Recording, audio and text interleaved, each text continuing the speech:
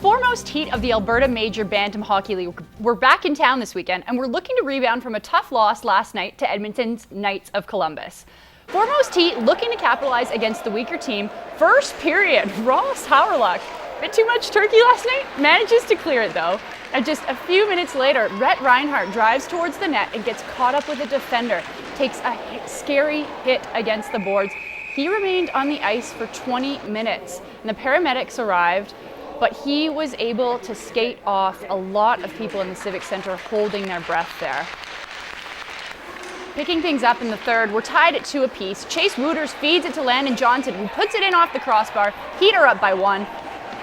Airdrie responds though, and Austin Wong buries it while getting checked. Talk about focus there. And with just 2 minutes left in the third, Kyle Crosby puts it top shelf, and Extreme has a 1-goal lead. In the dying seconds, Austin Wong, with his second of the game, gets an empty netter, and Airdrie takes it 5-3. Airdrie narrowly outshot the Heat, 31-28. Goalie Griffin Andrews got the win for the Extreme, and Heat coach Sean Coulter wasn't too happy with the team's play in the third. We talk about it all the time, knowing our jobs in the D zone and a couple of breakdowns. And right now for us, we seem like we can play pretty solid in our D zone, but when we break down, it's pretty ugly.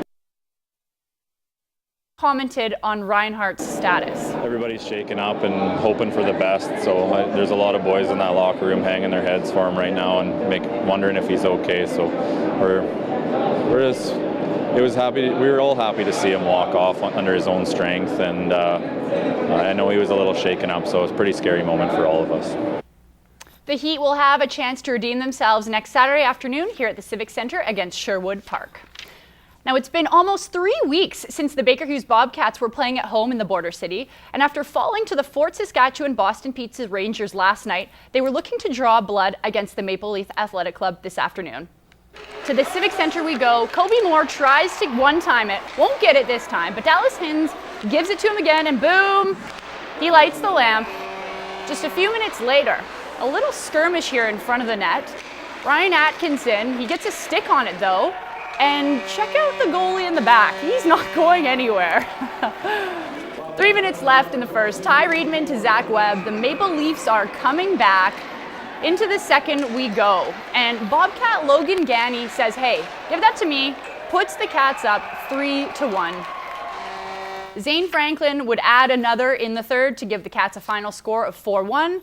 The Cats are facing the Maple Leaf Athletic Club next Saturday, but this time in Edmonton. Let's head to the Civic Centre for some post-game reaction.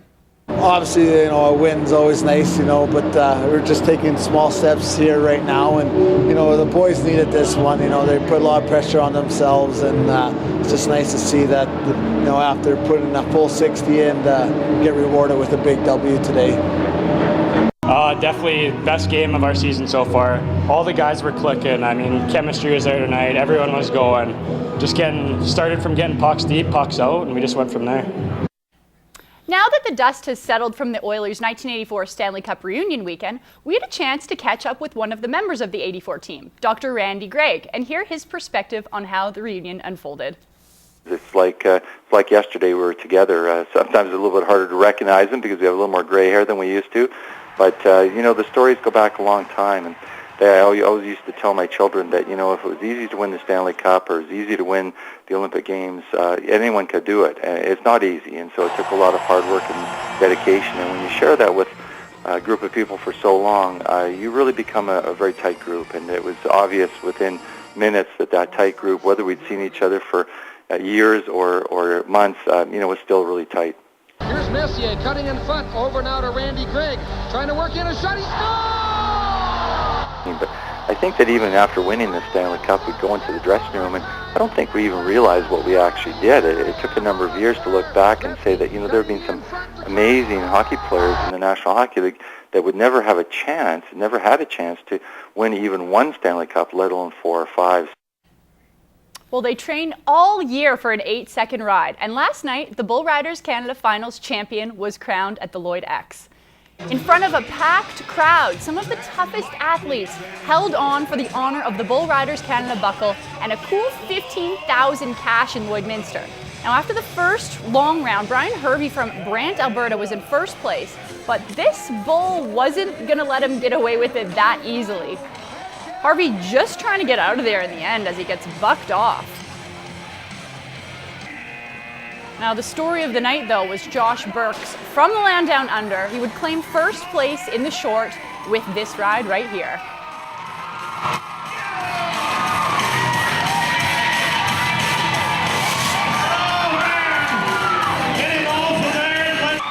But it was Cole Young from Eldor Flats, Alberta, who would go on to claim the Canadian title. He was a pretty happy guy after it was all said and done.